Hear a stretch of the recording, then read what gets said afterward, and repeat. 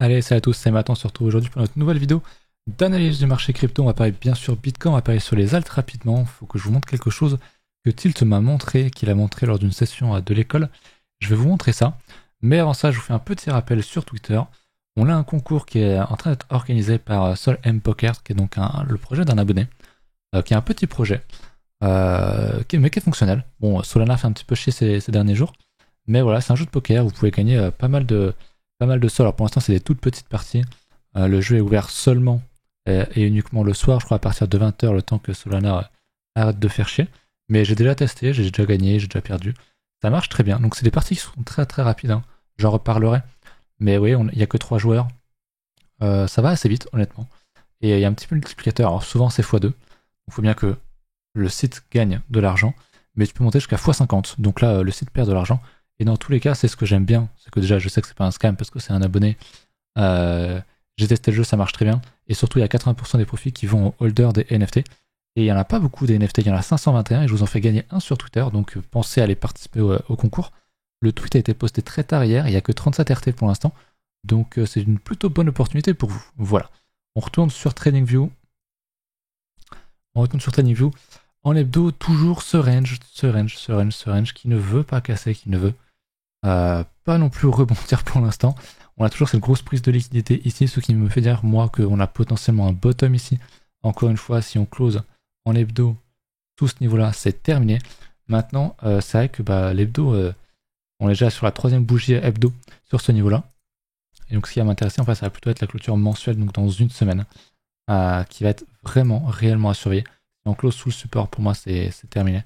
Si on close dans l'état, c'est ok. Évidemment, on aimerait poser une clôture hebdo, pas en mensuel, bien au-delà de celle-là, mais je pense pas que ce soit possible. Après, on verra bien. Mais voilà.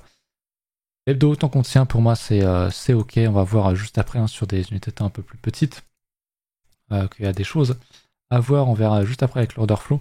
Mais en H4, on est dans ce range depuis le 13 mai. Ça fait quand même pas mal de jours, quasiment plus de 10 jours en fait qu'on est dans ce range.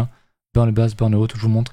Il y a pas mal de liquidité en dessous. C'est pour ça que j'ai mis un trade théorique ici. Ce qui ne veut pas dire que je vais acheter si on y va ici. Mais j'attendrai voir la réaction qu'on aurait là-dedans. Si jamais on vient casser, qu'on réintègre, je pense qu'il y aura un très bon trade à aller choper pour répéter la liquidité au nord ou l'inverse. Si on casse en haut et qu'on réintègre, je pense que ça peut faire très très mal et qu'on peut à minima revenir sur ces niveaux-là, voire même bien plus bas. Honnêtement, là, il y a beaucoup. On est sur un range de plus d'une semaine, pardon. Donc, ouais, très clairement, je ferai vraiment vraiment attention à comment est-ce qu'on va sortir de ça et attention à ne pas FOMO. C'est-à-dire que si on fait une clôture ici, s'il y a du volume, c'est ok. S'il n'y a pas de volume et qu'on commence à réintégrer, il faudra sortir très vite et voire même prendre un short. En tout cas, moi, c'est comme ça que je le vois. C'est l'idée que j'avais derrière ce trade posté ici. Donc, c'est vraiment quelque chose qui va guider la sortie, à mon avis, pour les prochaines semaines, prochains mois. Très honnêtement, je m'attends à beaucoup de volatilité sur ces niveaux. Donc, attention, vraiment attention. On va check du coup ce qui s'était passé. Je vous l'avais montré sur Twitter. J'avais pris un short, moi, c'était ici. Malgré que, voilà, c'était quand même très tentant de venir chercher, prendre la liquidité pour retomber. J'avais quand même pris un trade parce qu'on avait une pattern harmonique qui était donc le tree drive, mais on s'en fout de ça à la limite. Ce que je voyais surtout, c'était, je vais vous montrer ici. Alors le funding sur une aussi petite unité de temps, moi je m'en fous parce qu'honnêtement le funding est plat, même quand il est positif ou négatif. Globalement, c'est assez plat. Il n'y a rien d'énorme pour en tirer une quelconque conclusion. Mais là, on voit, on a un mouvement haussier, donc dans un range, avec beaucoup d'accumulation qui s'accumule, surtout ici, une fois qu'on est au top. Des achats. Pareil, on tombe, on liquide du coup à tous ces gens qui ont acheté, mais on remonte à partir d'ici. Encore ici, il y a beaucoup de positions qui s'ouvrent. C'est des gens qui veulent absolument qu'on pète ce niveau, sauf qu'ils achètent une résistance, donc pas forcément. Là, c'était une masse de gens qui achètent une résistance. Ici, qu'est-ce qu'on fait? On les liquide, donc j'ai pris un short ici. Et pour l'instant, c'est plutôt calme. On a l'air de remonter sans ces gens, ce qui est plutôt une bonne chose si on va les casser en haut, a priori. Mais dans tous les cas, je pense qu'il y a quand même beaucoup de monde qui vont se faire liquider. Parce que voilà, il y a encore largement de la place par rapport à quand on est rentré dans le range ici. Donc je pense qu'on peut largement faire un bon petit moins 10% facile sur l'open interest et encore vider les gens de ce marché, même si on irait potentiellement du coup aller beaucoup plus haut. C'est le principe, si on casse, je vais remonter en H4. Si on casse, l'idée c'est d'emmener le moins de monde possible avec nous. Après, on va pas se mentir, en H4, on a quand même bien liquidé. On l'avait, je vous ai montré la dernière fois, je crois qu'on avait sorti 50% des gens. Donc c'est quand même énorme sur BTC. de sortir 50% des gens sur le marché je sais pas, un mois, un truc comme ça.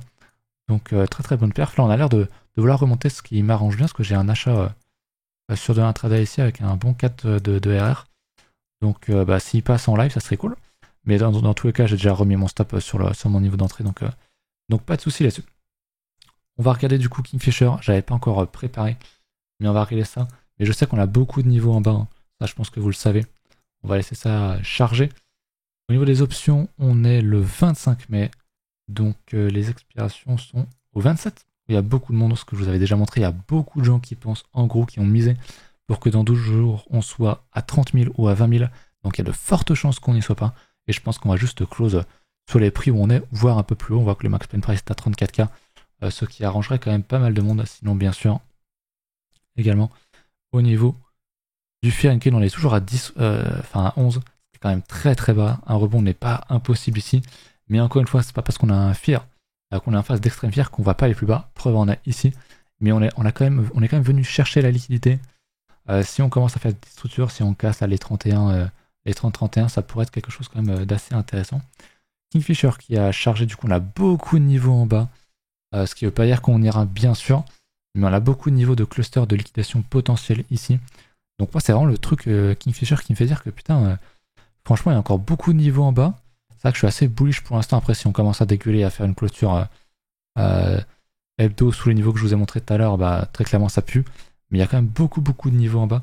C'est un peu le seul truc qui me freine perso à ce niveau-là. Je voulais vous montrer aussi du coup ce que Tilt m'avait montré. Donc du coup sur Coin Analyse, on peut aller ici et aller dans Global Charts pour avoir des indicateurs globaux. Je vais mettre ça en grand, je vais repasser peut-être sur ceci, voilà, pour que vous voyez en grand. Qu'est-ce qu'on a? Donc là c'est la charte d'Ether, mais en dessous on a l'open interest du marché sans Bitcoin et on a le funding du marché sans BTC. On peut faire pareil sans BTC et sans ETH ou par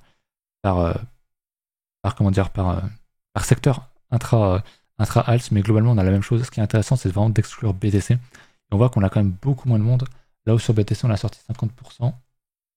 Je crois qu'on avait vu 60, moins 65 à moins 70%, c'est énorme. Et surtout on a une grosse phase, mais une énorme phase de funding négatif. Donc ça short pas mal sur les alts. Je vous avais montré sur le ANC d'ailleurs, sur Twitter, qu'il y a pas mal de gens qui shortaient, mais bon, c'est lié à Luna. Mais il y a quand même pas mal de gens qui shortent ça. Alors je comprends pas comment tu peux shorter un support comme ça en fait. Vraiment, je comprends pas comment tu peux shorter un truc comme ça. Que tu shortes sur une remontée, sur un retest. Admettons, on revient là, on est sur support, tu shortes ça, oui. Mais souvenez-vous, ce qu'on vous dit, on ne short jamais un support, mais jamais, comme on ne va jamais acheter une résistance. Pareil, si on revient sur ces niveaux-là, hop, comme ça, on revient plus tard ici, hop, et que là-dedans, on a des fundings qui sont aberramment positifs, comme on l'a eu ici, il faudra sans doute prendre profit. Mais vendre ça, honnêtement, perso, je comprends vraiment pas. Donc, très bon point là, on n'a pas un funding qui est aberramment négatif sur BTC, même s'il est négatif. Enfin, on a eu du négatif depuis le début d'année, comme sur Ether. On n'a pas du tout ce genre de truc sur BTC. Donc c'est intéressant à regarder sur BTC. Si je regarde, voilà, on est sur du funding plat, on a eu un petit peu négatif. On oscille depuis très longtemps entre positif, négatif. Encore une fois, comme j'ai dit dimanche avec Tilt, là on a un désaccord. C'est que c'est quand même très rare d'avoir quelque chose comme ça. C'est quand même très rare d'avoir un funding que je considère en fait flat, donc plat, où en fait il n'y a rien. Un coup c'est positif, un coup c'est négatif. Mais globalement ça montre un certain désintérêt. Et selon moi, ça montre quand même que les gens shortent pas mal parce qu'on a quand même pas mal de négatifs. Et c'est très rare d'avoir du négatif dans le marché, puisqu'encore une fois, les gens sont quand même beaucoup plus enclins à aller acheter que plutôt d'aller vendre en fait. Donc c'est quand même une plutôt bonne chose selon moi, ce qui fait que je suis plutôt bullish, mais j'aimerais vraiment qu'on casse ce range. Et typiquement le range H4 pour moi, si on le casse, effectivement, si on le casse vraiment proprement, on fait un truc comme ça, qu'on a un retest ou même qu'on peut payer la cassure et qu'on n'a pas de réintégration avec un stop proche, pour moi c'est un très bon trade. Et si on casse ça et que c'est confirmé qu'on vient pas faire un F4, une déviation, qu'on vient pas faire ça en daily, en weekly, avec un beau close, je pense qu'on peut largement avoir droit à un bon retracement type revenir sur les 37-38K, venir rechercher ces niveaux-là ou un niveau de Fibo par rapport à ce stop là, je sais pas trop quoi. mais je pense qu'il y a moyen de faire de très belles choses. Donc voilà ce que je voulais vous montrer là-dessus. On va regarder sinon juste Ether. Ether lui-même. Encore une fois, fidèle à lui-même, je vais repasser sur cet écran-là. Ça sera un peu plus propre pour vous, je pense. Hop, voilà. Ether, pareil. Sur support, on a une divergence qui commence à arriver sur notre fameux squeeze momentum qui est loin d'être confirmé pour l'instant. On aimerait un cross sur le WT. Ça va sans doute se faire en retard, si jamais ça se fait. Mais voilà, tant qu'on casse pas ce niveau-là, pour moi, Ether, c'est quand même plutôt pas forcément bull. C'est pas le truc le plus bull qu'on a actuellement, mais c'est un bon retracement et une structure qui peut tenir, encore une fois. Si on fait ça, c'est bullish. À condition de casser ici ou à condition de refaire une structure là-dedans et de trouver un achat. Par contre, si on vient casser tout ça et qu'on réintègre l'ancien ATH, ce sera vraiment un événement qui, pour moi, serait vraiment décisif. Alors, ça ferait peur à beaucoup de monde.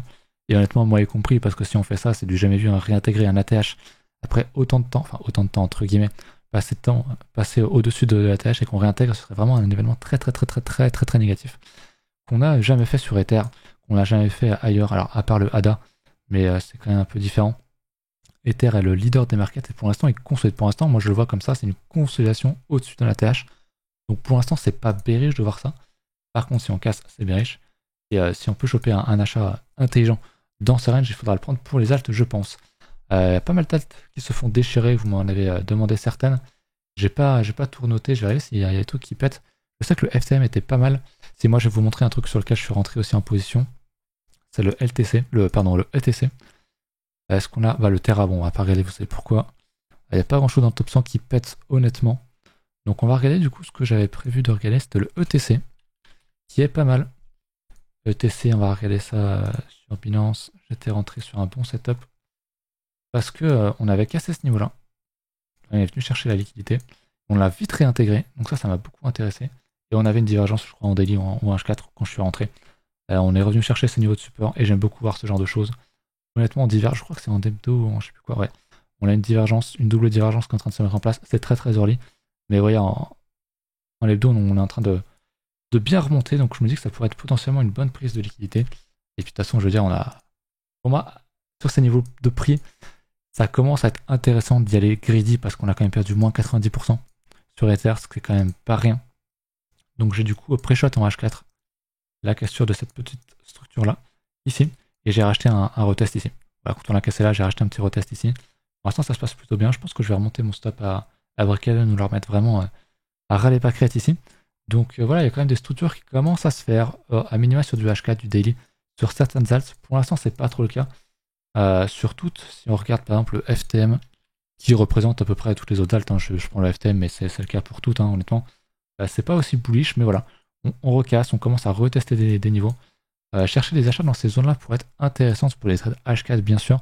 On peut revenir un peu plus bas, mais pour l'instant, je verrai pas trop d'achats ici sur le FTM, mais le FTM et tant d'autres, hein, Elrond, Solana, ils ont tous la même tronche. Hein, si je regarde le sol, voilà, il est un peu plus sale.